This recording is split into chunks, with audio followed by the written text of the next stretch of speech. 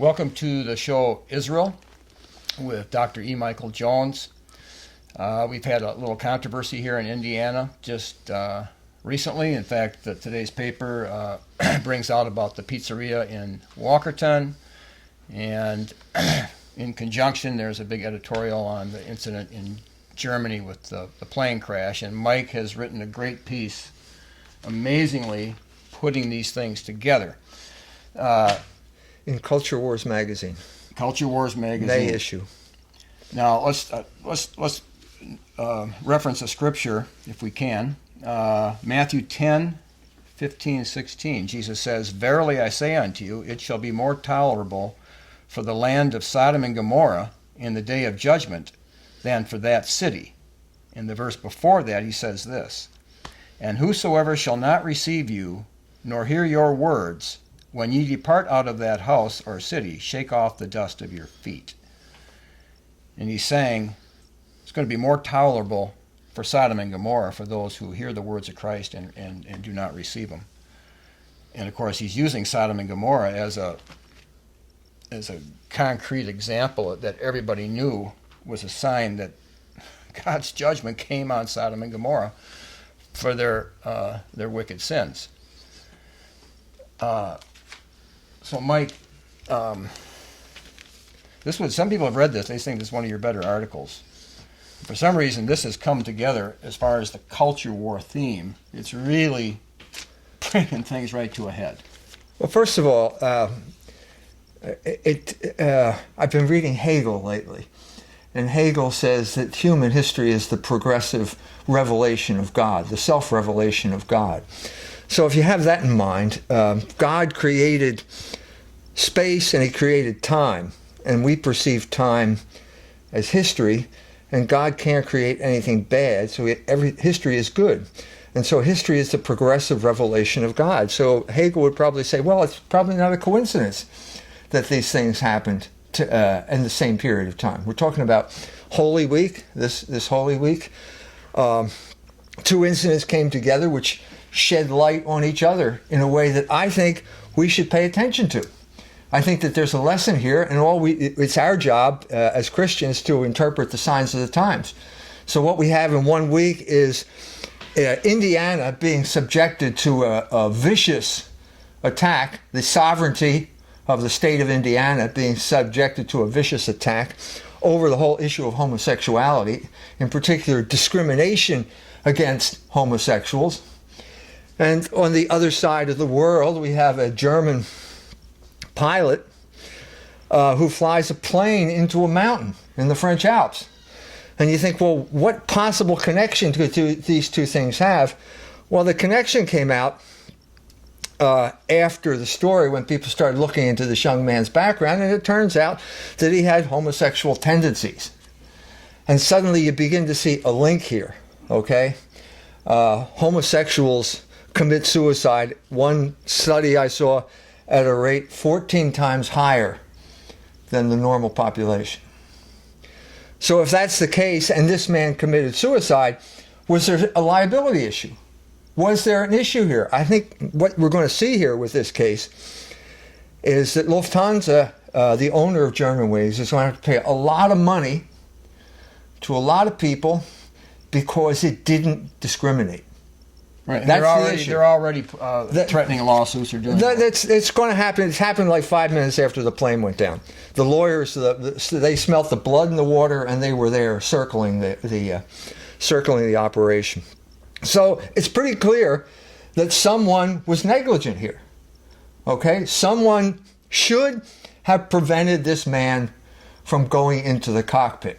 Now, what criteria are we going to apply here? Because you were saying in your article that the law that they amended would not have allowed people to have discriminated against that pilot. Well, obviously. I mean, so if we go back to Indiana, what's going on here? What's going on in the state of Indiana? Well, we have a huge, I don't know how we missed this.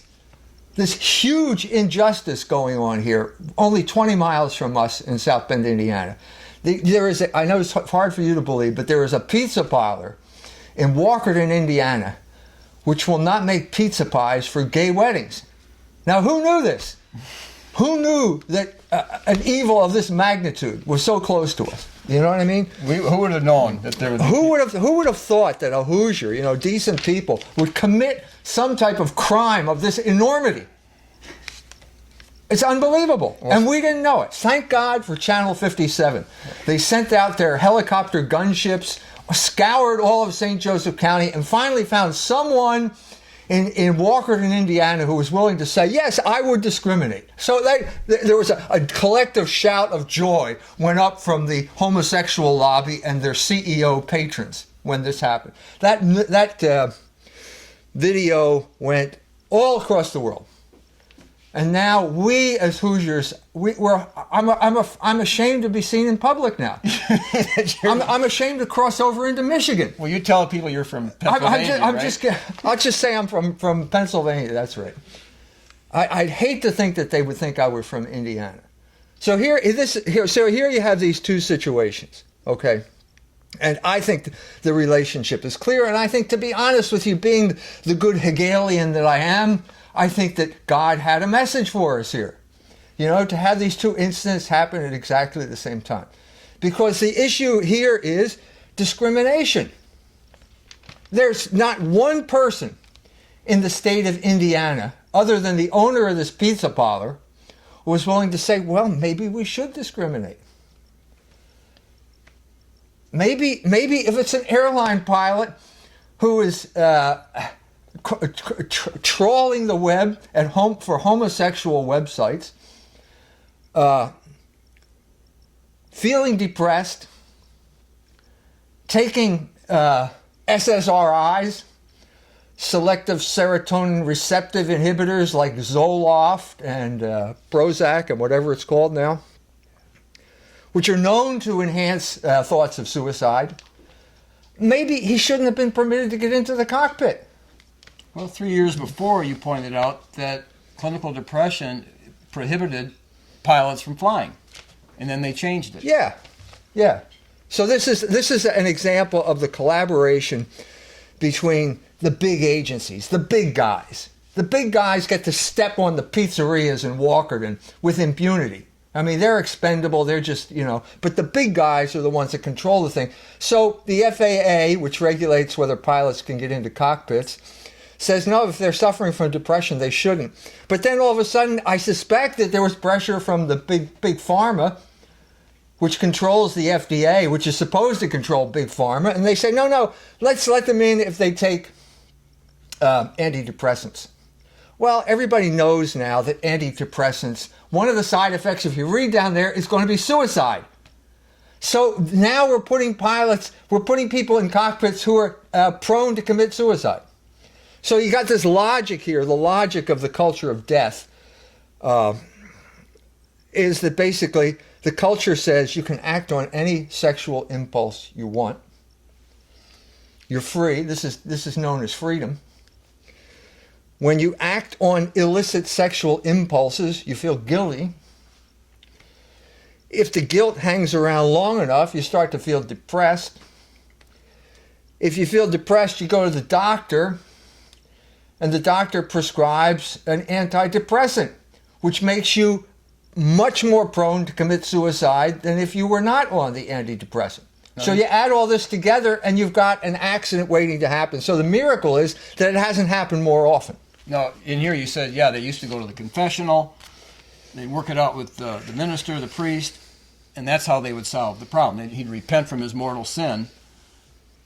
But apparently they're not encouraging people to do that. Well, why is that? Because it's not wrong. How can you go to confession if sodomy isn't wrong? And I think that's what it's coming down to here.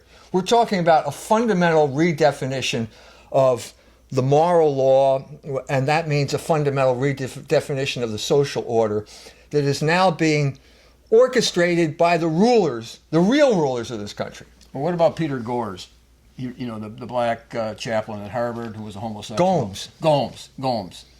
Well, he said, obviously slavery is all right, but we condemned it, and I was raised a Baptist, and we were told not to drink wine. Well, obviously you can. I mean, he just mixes it up and then Yeah, well, we should accept homosexuality. I mean, they're totally confused. Well, the main instrument of mystification is now the civil rights movement. And they're saying, well, we know now, there's an article all over the place in the Atlantic and the New York Times. We now know that anyone who discriminated in the South and would not serve Negroes at his restaurant was wrong. So therefore, anyone in Indiana who just refuses to serve homosexuals is wrong.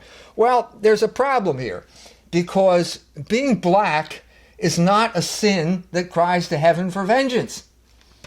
As a matter of fact, it's not a sin at all. It's not a venial sin. It's not a sin. It's a condition. And so therefore, if you're discriminating against a condition that has no moral bearing, well, there's probably no reason to do it. You probably are guilty of discrimination. Right. God doesn't show partiality in those things. That's right. But that's the crux of the matter, and that gets to the heart of the matter. How do you object to this? How do you deal with the assault? Now, we had not only a governor, but an entire legislature that simply rolled over and played dead. When a CEO from San Francisco showed up in town and said, I'm going to rewrite your law for you. That's an incredibly flagrant violation of the sovereignty of the state of Indiana. He should have been arrested when his plane landed for attempting to overthrow the government. But that didn't happen. The governor invited him into his office and said, please help us. We're Hoosiers. We're hopeless. We can't help ourselves. But it's the water we drink here. We need help from somebody on the left coast to tell us what's right and wrong. But the old way in the scripture, if a king gave the order, like Daniel and the lions, he couldn't reverse it once he gave his word. So you'd think these laws have some honor to them. Well, you would think that all of these people who have been elected by the people of Indiana, the state of Indiana, to represent them, at least one of them would have said, wait a minute, who made this guy our king? Who elected this guy from San Francisco to rule over the people of Indiana? Who did this? Well, not one. Not one said that. Our illustrious state Senator John Broden even cheered him on. There was because he's a Democrat, probably, because Pence is a Republican. But to get back to the issue here, Pence, now I didn't see the video, but Pence apparently went on national television and looked like a deer in the headlights when they asked him about the bill. He was incapable of defending what he did. He just avoided the question. The question is, does this bill allow discrimination? So the assumption here is that discrimination is wrong. All discrimination is wrong. But has anybody ever defined the word discrimination? No. Normally discrimination just simply means the word think. You need to discriminate. Distinguishing this from that. Yeah. Okay. So the word which itself is generally good. It's a good thing. If you can't distinguish this from that, you're in trouble. But you're not allowed to do that in this country. But in this case, you're not allowed to do it in certain areas. In certain areas, and the areas are those determined by the ruling class elite, which is a shorthand term for ruling class elite now is CEO. In other words, if you can put the letter CEO after your name, you can go into any state in the union and overturn their laws with impunity. And this is known as democracy. A different kind of democracy. In other words, the opposite of democracy. Right.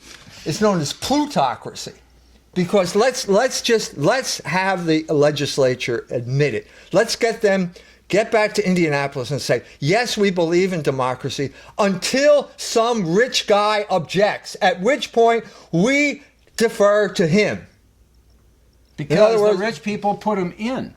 Isn't that? Well, that's the problem with Republicans. That's the problem with Republicans, because they're traditionally the party of the rich folk. And so Pence, who apparently is a Republican of the Tea Party persuasion, still has that kind of DNA where he has to kowtow to rich people, even though that is not that's not the principle of democratic government, is it? It's every Hoosier is supposed to have some type of say in his government. That's what democracy is. But what we have in effect, and it became perfectly clear during this crisis here, is the real system is $1, one vote.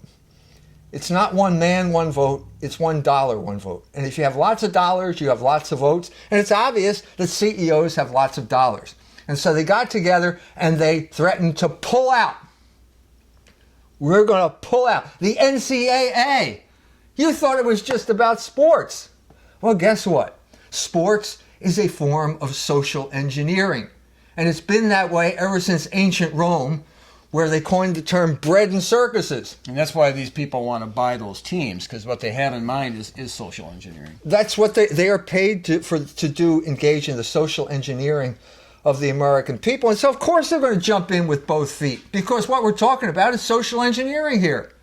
We have to tame the people of the state of Indiana. They got uppity. They got uppity. They thought they could make laws for their own state. Well, you can't if these laws contradict the beliefs, the sincerely held beliefs of the capitalist ruling class and their homosexual stormtroopers. But what's the real reason they are supporting the homosexual agenda? Because it's a form of control. Because it's a form of control. I mean, you want to go, you have to back up a little bit. What preceded homosexual rights historically? Well, you mean the civil rights? Well, there's one in between civil rights and homosexual rights. Women's rights. Feminism. Feminism. That was the dance craze of the 1970s. Remember? Women's rights, the Equal Rights Amendment, all that type of stuff. Well, what was the purpose of women's rights? The purpose of that was to double the workforce, because doubling the workforce cuts wages in half. And that's what CEOs are really interested in, wages, because it's a big item on all of their budgets.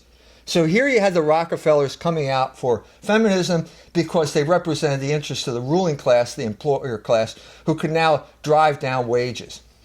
Before that, it was the civil rights movement, which is a long, involved story of social engineering. This is the beginning of social engineering. Gunnar Myrdal's book, The American Dilemma, 1942, when they got started, when they grew up out of the psychological warfare operation, the OSS, the OWI, that people, used the word social engineering over and over and over again in the book. This is social engineering. At that point, again, it's capitalist in its orientation, because you want to break up barriers to labor mobility.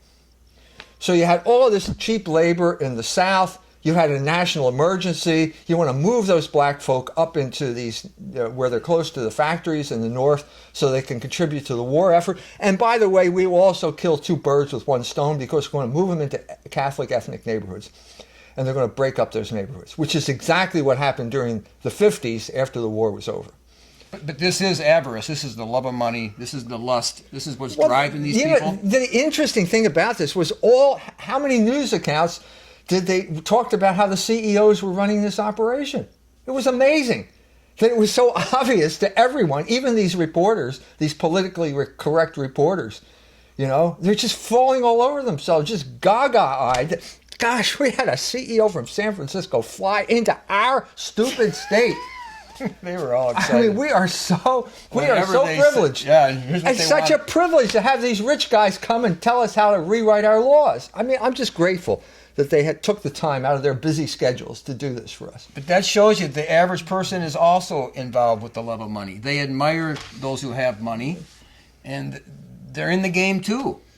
Where are the church? Well, they get to determine the parameters of the culture. And of course, you're going to have, in a culture that is based on capitalist principles, the heroes are all going to be rich guys. Now, can you imagine someone like Sheldon Adelson? The Jewish fellow that funds... The Jewish casino. I mean, he looks like a villain straight out of a James Bond movie.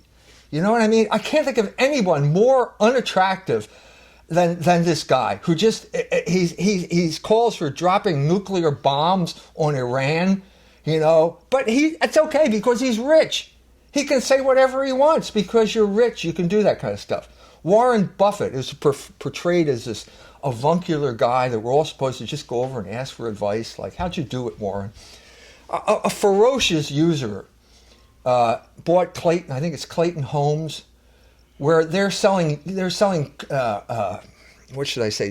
These predatory mortgages to people who live in trailer parks. I mean, this is you can't get much lower than this. And yet he's portrayed as this avuncular guy who's a role model. I mean, is America the worst at this? I mean, are there? Yes. Is everybody? Yes. I think that we are the heirs of the English tradition, and England created capitalism. So we've given, the love of money is the root of all evil. It's one of the most important scriptures. So you're saying we've given ourselves to that vice more than... Well, we represent the cutting edge of capitalism, and as it tries to take over the world. So we are the premier actor in human history. But capitalism doesn't mean anything to anybody as far as a sin. The sin is to love money and put money above where it should be. That's the sin. Is that you're saying that that's what we're guilty of here? Yes. I mean, even yes. In other words, yes, usury is a sin, and it always has been. And the exploitation of weak players in the economy is sinful. And that's precisely what these big people are doing. And that was the hidden message of this whole disgusting orgy of self-righteousness that we were subjected to. But most people don't see that the backing of the homosexual sodomy movement is really linked to the love of money. That's right. They don't see that. That's right. Because they haven't read Dante. Dante puts homosexuals and sodomites in the same circle. No, you mean sodomites and usurers. Yeah, right. Sodomites and usurers in the same circle in hell, because the sodomite takes what is sterile, namely money, and makes it fertile, and the homosexual takes what is fertile, namely sex, and makes it sterile. So they have that in common. There's something uncanny about this, because whenever a culture goes into the final period of decline, these two things rise to the fore. So you had, for example, Florence in the 15th century, when that's about to go down the drain, right before Savonarola comes to power. You know, the same vices, sodomy and usury. Dante was a Florentine, and so he could see it coming and saw what was happening there. So we're just when you keep removing the moral safeguards that are supposed to protect people, you're going to end up with these two end games. The twin scenarios of the end game, which is sodomy and usury, because they're both against nature. And that's what the story here is. If the people of Indiana can be convinced, that they can be persuaded that there's nothing wrong with sodomy, which is something that's so obviously wrong, it's against nature. Okay? So wrong. It's a sin that cries to heaven for vengeance. Well, if you can be persuaded that that's okay, what isn't okay? How can you object to, how can you go to your boss and say, I need a raise? And it's a sin to withhold the wages from the poor. How can you do that? Well, you've already accepted the principle that there's no moral law because you accepted sodomy. And if there's no moral law, the CEOs can do whatever they damn well please. And that's why they're promoting this. But no one would ever think that people could accept sodomy, because what the scripture says, what the early church father says, Tertullian, because they are not sins but monstrosities. They described it as, they didn't even want to put in the category of a sin. It's such a monstrosity. Well, actually, even in the state of Indiana, or in the United States of America, sodomy was a crime in virtually every state. But now it's not. And the fact that it isn't is an indication of how morally befuddled the people of the United States have become. Right. When it talks about a nation corrupting itself, when they accept sodomy, that's the definition of corruption. Yeah. I mean, it's staring you right in the face. That's right. That's right. So let's go back to Mike Pence. What should Mike Pence have said when they confront him on Meet the Press or whatever it was he was on? What should he say? He should have said, we need to discriminate. We have to discriminate. And why do we have to discriminate? Because this is morally wrong. And if you don't say that it's morally wrong, if you're not willing to make that commitment, then you've got no basis for discrimination. Because if it's not morally wrong, why are you discriminating? If it is morally wrong, you have a moral obligation to discriminate. No, because he bought the line, the president of First Source that you quoted said, we're against discrimination of all kinds. Right. Or something like that. All kinds of discrimination. Well, you mean Lufthansa should not have discriminated against that pilot? Well, based on what they're saying, based on how Americans Well, that's because he doesn't have an honest line of work. He's a banker. Okay? If he had an honest line of work where, for example, other people's lives were at stake in your business, which is what an airline has, well, then maybe you'd take it more seriously. Who cares what a usurer says? Who cares whether a usurer discriminates? Okay? But if you've got people, innocent people, who will die because you didn't make the right decision, well, that kind of sobers you up. And that's why I think it's important to have this constantly before our minds, this airplane crash, because somebody did not discriminate there. And as a result, 150 people are dead now. Well, you pointed out that the Catholic bishops rewrote or said something else, and they said, we're against unjust discrimination. Okay, now let's take it a step further. Okay, the government has failed. We have to abandon that ditch. We're in the last ditch now. Okay? Our back is to the wall. Okay? The Catholic Church is the last ditch. They are the guarantors of the gospel which defends the moral order. Because they're at least in touch with all these positions. This is their tradition. From the early church These fathers. condemnations of sodomy come from the saints of the Catholic Church. Okay? So it is their responsibility to step up to the plate now and articulate moral principles, the moral principles that are the basis for the social order. They could say something like this. It says to honor your father and your mother. What that means is if we don't honor the church fathers, those who are spiritual fathers, by standing with them on their clear interpretation of Christ's words, things will not go well with us, and we'll live a short life. I mean, we're doomed. Sure, they could have done any number of things. And so what happens, the bishops of Conference of Indiana issued a statement. And did they say that sodomy was a sin that cries to heaven for vengeance in that statement? They probably only addressed discrimination. No, they didn't say that. They didn't say that. As a matter of fact, what they said was the Catholic Church is against all forms of discrimination or discrimination according to sexual orientation and religious belief. Okay, now there's a statement that has basically no meaning whatsoever because it's based on a term that has no meaning, namely sexual orientation. What does that term mean? What's the Greek word for sexual orientation? How many times do you find this in the New Testament? No, there is no. It's a new idea. It's a totally new confection created within probably the last 20 years. Probably isn't even 20 years old. And here the bishops are using the term sexual orientation. Well, what does it mean? There are two possibilities here. Okay, it means, according to the way the Catholics use it, it could mean an orientation, a tendency. You know, like I have a tendency to get drunk. Okay, if I start drinking, I can't stop. But the question is, did you actually take a drink?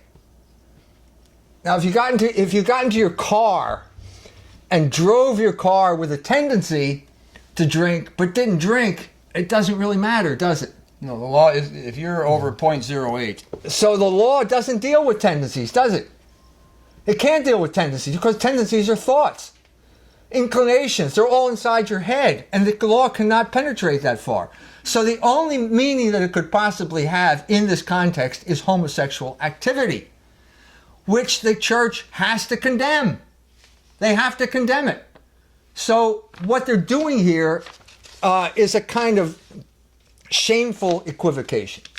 They're using a term that has two meanings, and they're hoping that you choose the meaning that will be least offensive to you. Because this is a way of avoiding conflict. I mean, the statement they made seemed pretty clearly to indicate we do not want to get dragged into this fight. And we're going to say something that can be interpreted by the general mind as going along with the status quo. I think that's what that statement can be construed as. But all church leaders in the past have felt they have to address the issue of sodomy. They cannot. Well, especially like in the case of St. Peter Damian, who's responsible for monasteries. Do you realize how destructive this can be in a monosexual, a celibate community of one sex? It will destroy it. This is the Achilles heel of the Catholic Church. These religious orders will be like magnets for homosexuals because they get to lead an easy life and they're not interested in getting married and having children anyway. So it can be devastating for the health of the Catholic Church, and that's precisely what it was. It's not a new issue. It's happened throughout history, and it takes someone to step in to clean it up, and that's what St. Peter Damian did. Here's what Damian said. He said a lot, but truly this vice is never to be compared with any other vice because it surpasses the enormity of all vices. It defiles everything, stains everything, pollutes everything, and as for itself, it permits nothing pure, nothing clean, nothing other than filth. And he goes on, given the psychological and moral consequences. You wouldn't have had to my dad. If I read that to my dad, he'd go like, "Why are you reading it to me?" Of course, everybody knows that. Yes. So what you see here is the bishop fell into a trap. The bishops fell into a trap. And the trap is the same trap that Mike Pence fell into. In other words, are you for or against discrimination? Now, fortunately, or I don't know whether it's fortunately or unfortunately, Bishop Rhodes, the bishop of our diocese, wrote a column for the diocesan newspaper. And in that column, he said, the Catholic Church is against all unjust discrimination. Well, that was a brilliant statement, because who can be against unjust discrimination? Who can be against injustice, right? But if he says it that way, well, that must mean it must be just discrimination, right? Mm-hmm.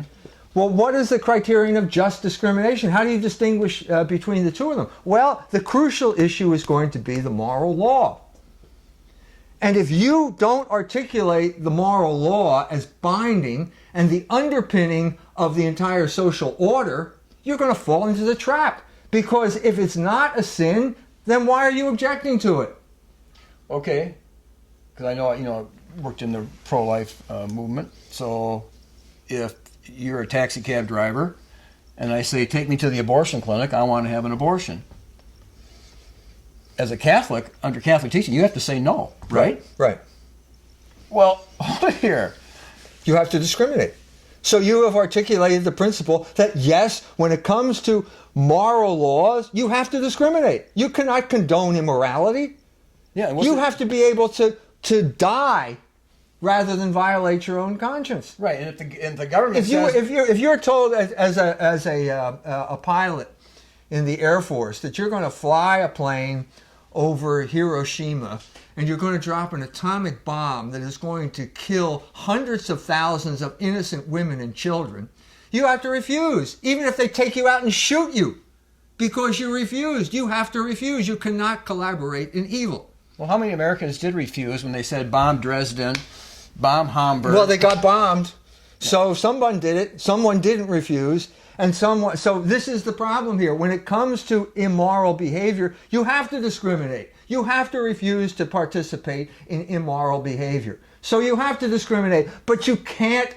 The only way you can object, the only way you will not fall into this trap is by asserting the primacy of the moral law over any other consideration, any other social good, because you can't achieve a good end socially by violating the moral law. That's impossible. Well, apparently our governments do not believe that they that they represent in any fashion at all some kind of morality. No, that's right. And so what you're absolutely right. It is a totally amoral, corrupt regime.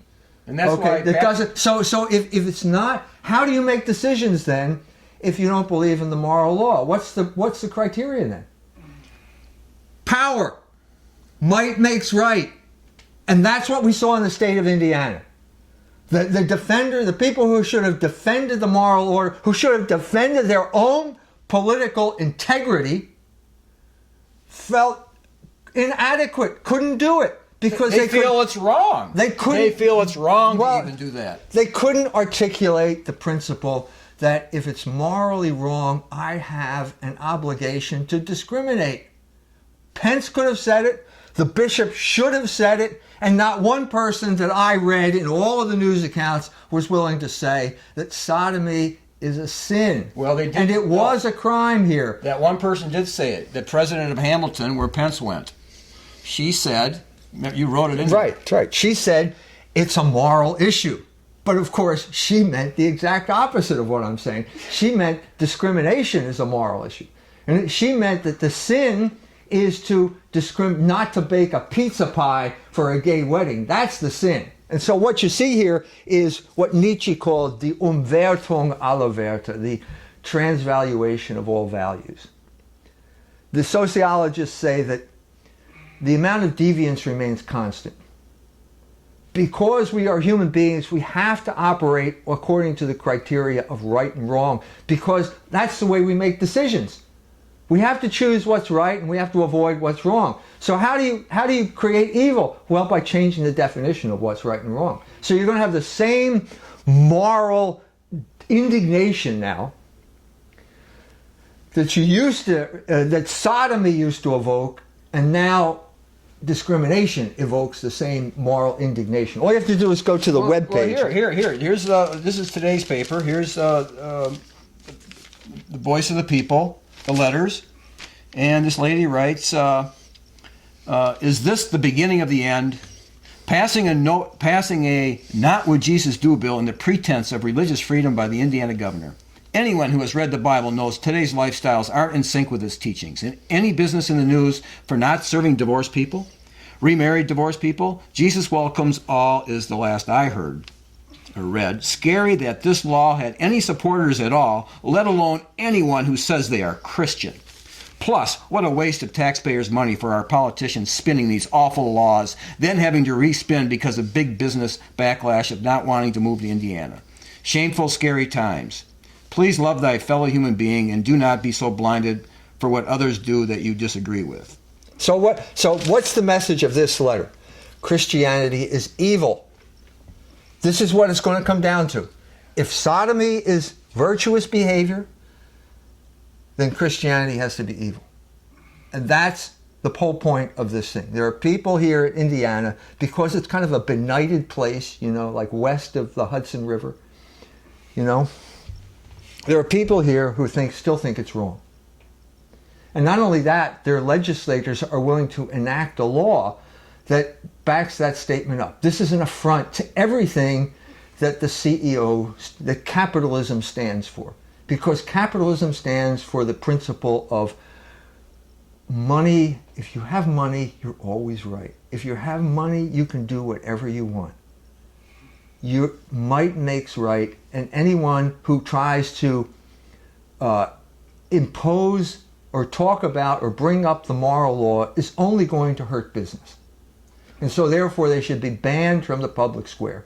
That's the message that I got. Well, when you make money your goal, the Bible says you're a fool, and sodomy came about according to Ezekiel because of fullness of bread, pride, excess. They wouldn't help the poor. I mean, there is a connection between this love of money pursuit and the whole prosperity of it. Denial of God, that's in Romans. Well, look at our public schools. I mean, actually, the RFRA case, I could mention it. I had one of the first cases, that case that went to the Supreme Court back in started in 93, ended in 97. But in 93, I was fired for bringing a Bible in the classroom, and I filed the lawsuit that went to the Supreme Court. on RFRA. This is what this law was, Yeah. Religious Freedom Restoration Act. And Yeah. mine was, I said I'm a Gideon, and I have the religious belief that I have to carry a Bible with me. And RFRA should have supported me. So I walked into the class with a Bible, never read it to the kids. They fired me for bringing a Bible into the classroom. And I defended myself on that RFRA that my faith gives me an exemption. Didn't get anywhere. Well, I'm telling you, religious freedom is a losing gambit. The Catholic bishops converted to this idea after Vatican II because of Dignitatis Humanae, and in particular, which upheld the traditional church teaching, but John Courtney Murray, who was the author of the idea, wrote the notes, and so therefore the bishops were convinced that they had to support religious freedom. It came across in the bishop's statement. It's basically, you're okay, I'm okay. You do what you want to do, I'll do what I want to do, just leave me alone. This is not the position of the Catholic Church. This is the position of the Amish. The church is now thinking like the Amish. The Amish are people who were persecuted in in Europe, got scared to death by the reaction that the princes had to Anabaptism. Well, they thought Anabaptists were revolutionaries. They were revolutionaries. And so I was in Munster and I saw the cages where Bokelzoon was hanged, his body, after they tortured him with hot irons. They stuck him in the cage, and the cage is still hanging there from the St. Lambertuskirche in Munster. And the Amish have never forgotten. They were terrorized. It was so traumatic. The Lutherans did that to them? Who did that to them? It was an ecumenical effort. The Bishop of Cologne and Philip of Hesse combined because they hated Anabaptists so much, because they were such revolutionaries. I mean, they were all Catholic monks and nuns, but they were espousing Anabaptism. So the Amish they were scared out of their wits, and they became pacifists. And they talk about Schwertführen. No more Schwertführen, no more bearing the sword for the Amish. And they wanted to come over here, and they move out to these farms and just leave us alone. They do everything they can to just disconnect from everything, and they're kind of admirable in their determination to do this. But a lot of people find that attractive, but that is not the position of the Catholic Church. The Catholic Church is not a sect. The Catholic Church is the church that was founded by Jesus Christ. Jesus Christ said, go out and teach all nations. The church is there to teach the nations. The principle is every country should have the Catholic Church as the established church, because that will safeguard the moral order, and only that will safeguard the moral order.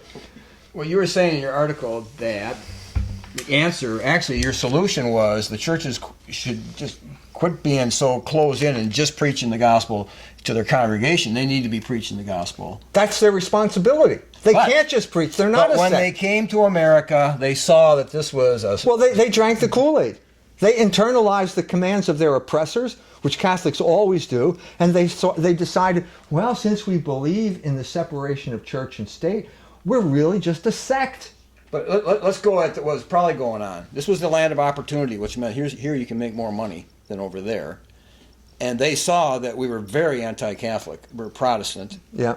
And rather than confront that head on, they said, well, let's just try to avoid and let's just try to assimilate. There's a long history. We'll make our money. Right.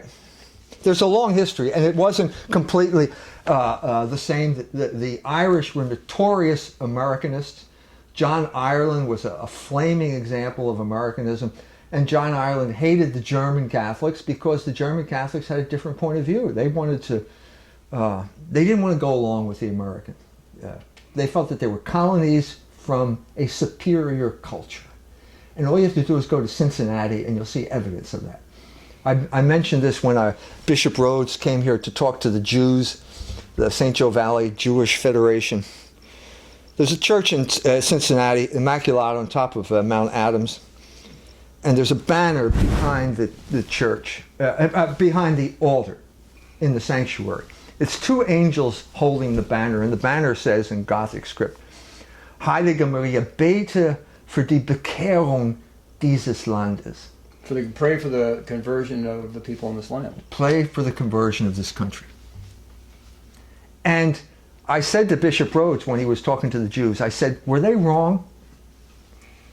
You can, the Jews are getting tense here. And he said, no, they were right.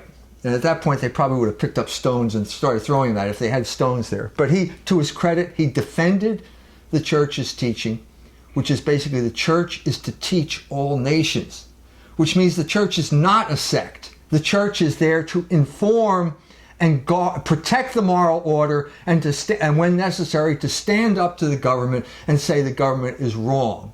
And that was there was a conflict between the emperor and the pope throughout European history that shows you the tension that's always going to exist here. But you wrote in this article that when he was speaking to the Jewish Federation on the issue that's at hand here, the discrimination, he dropped the ball, and you had to write him. Well, he first started off by saying, this was when the Obamacare was being debated, and it looked at this point as if Obamacare was going to force Catholic institutions to pay for contraception and abortion, which would violate their conscience. And so, I mean, talk about a fool's errand. He went to the Jews expecting support from the Jews on this issue. I mean, that's preposterous.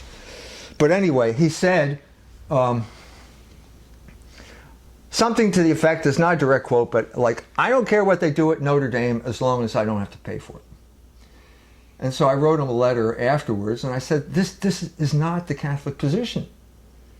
Catholic Code of Canon Law says that people who teach at Catholic institutions, now that's a whole other issue, whether it's a Catholic institution or not, but they want to say they are. They claim they are. If they claim they are, then they have to follow canon law, and that says you have to be upright, morally upright. That's in Canon 810. Well, probity of life, I think is what this is. Well, obviously homosexuality is the opposite of that.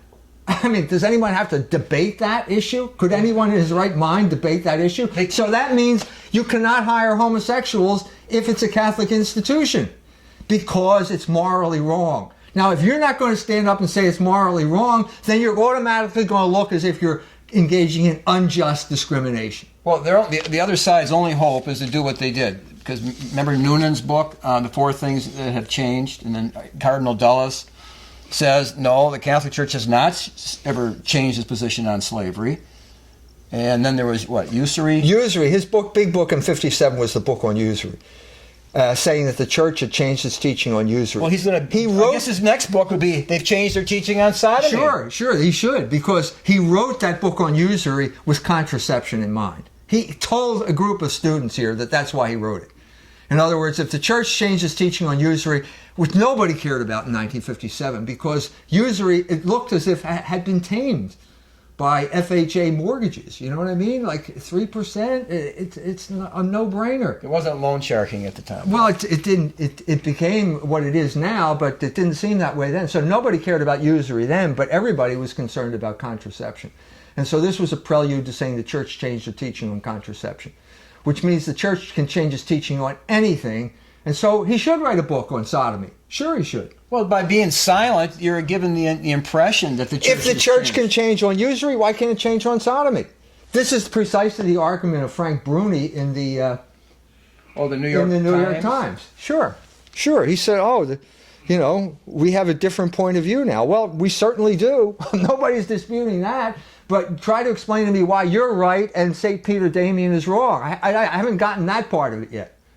Well, that is the issue. The Catholics, the Christians are required to say sodomy is a sin. Absolutely. And their actions have to indicate that it's a sin. That means they have to discriminate against homosexuals. And if they do in this culture, you'll get persecuted. That's right. And you have to be able to accept persecution.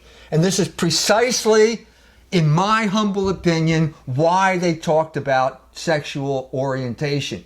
Because it allows you, it's an equivocal term. Nobody knows what it means. And it allows them to say, when I say sexual orientation, I mean X, but you may think something else. And so I'm not going to clarify that. And that's precisely what they did with this ambiguous statement.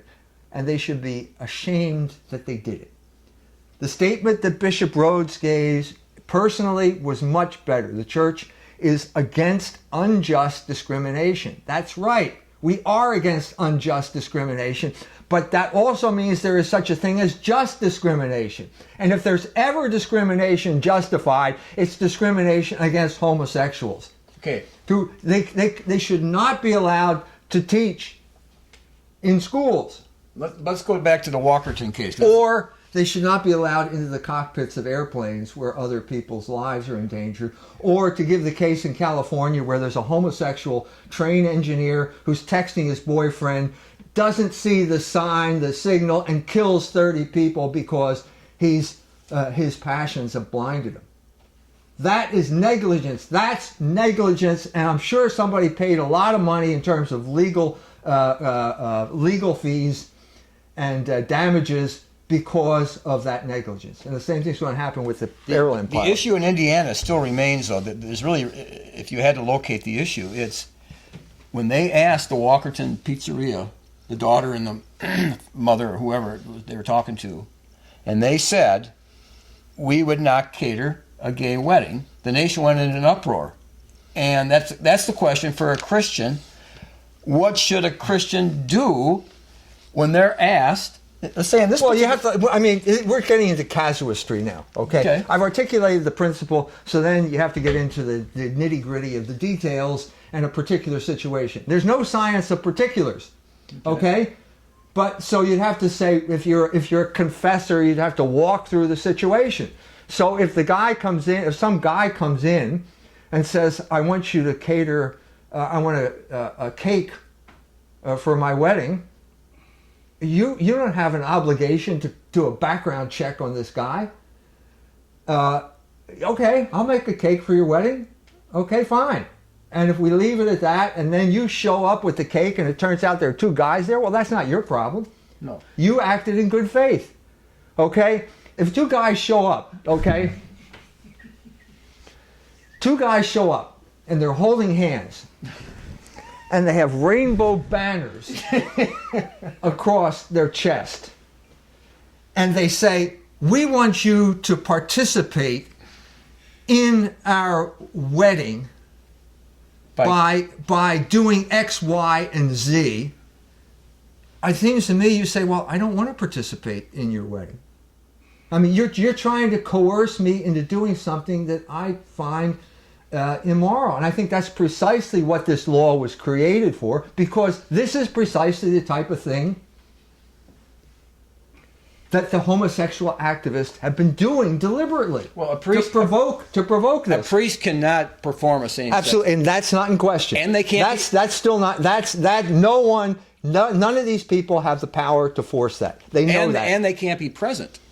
Right? They can't even be present. No, you can't. You as a person should not participate. You cannot, in good conscience, participate in a gay marriage. Well, yeah. So when they come and say, as a witness, you can't participate because you're condoning something. Right. So when they say, I want you to cater my gay wedding, bring the pizzas. They're deliberately affirming. You are participating, and that would be wrong. And so if you were the minister over that person, how would you counsel them?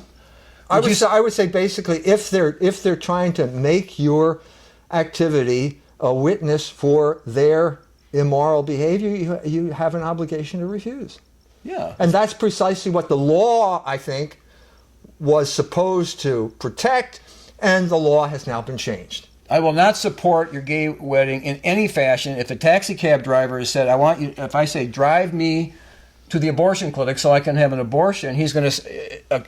under Catholic teaching, he's got to say no, or he's participating in the abortion. Or if you're a bomber pilot and they tell you to drop an atomic bomb on Hiroshima, you have to refuse. Right. I mean, obviously, we're talking about different levels of magnitude here, but the principle that underlies all of these things is you cannot collaborate in evil. Why were the early Christians martyred? They had a lot of times you had to burn incense to Caesar. Yeah, you had to do something small, and the Christians were taught. Even that small thing violates the teachings of Christ. And if you do that, you're denying the faith and you'll be excommunicated from the church. Yeah, and I think that's exactly analogous to what a gay wedding is. It's offering incense to the emperor. The new emperor is now demanding that you accept homosexuality. Frank Bruni said it explicitly in his column. The churches, this is the New York Times columnist who says the churches are going to have to be forced to say that homosexuality is not a sin. He said it explicitly. That's the whole thing in a nutshell. That's what this is all about. And that's why Indiana has been targeted. Right, because they've been doing psychological warfare to attack Christianity. I mean, people don't like to admit that, but the history of... Well, who's behind gay marriage? Well, I mean, it's hard, it's hard You didn't answer my question. I'll show you. I got it right here. And, the homosexual agenda is a Jewish agenda. And this is not what people, you're not supposed to do that. But they go through the whole list, who's in charge of all these homosexual groups. And it's just page after page of Jewish people ahead of these Jewish, just pick out anywhere. Garrett Glazer, National Lesbian and Gay Journalists Association. And who said this? Who said this in addition to this? Joe Biden gave us talk last year. The Vice President of the United States. Now, how can you have a higher authority than that? He said they are the main ones responsible for the success of the homosexual. And what is the characteristic? What is the defining characteristic of a Jew? Well, from the New Testament, Romans 11 says they're the enemies of the gospel, and they are driven to keep the Christian from speaking to the Gentiles so that they can be saved. Yeah. So rejection of Christ. Yeah, and the promotion of it. Or killing Christ, or what, St. Paul in 1 Thessalonians 2 says, these are the people that killed Christ, and they are enemies of the entire human race. So it's no coincidence that they are, we're talking about the Jewish revolutionary spirit that needs to find shock troops. It needs to find stormtroopers. And so the beginning of that in America was the Black Jewish Alliance, which led to the Civil Rights Movement.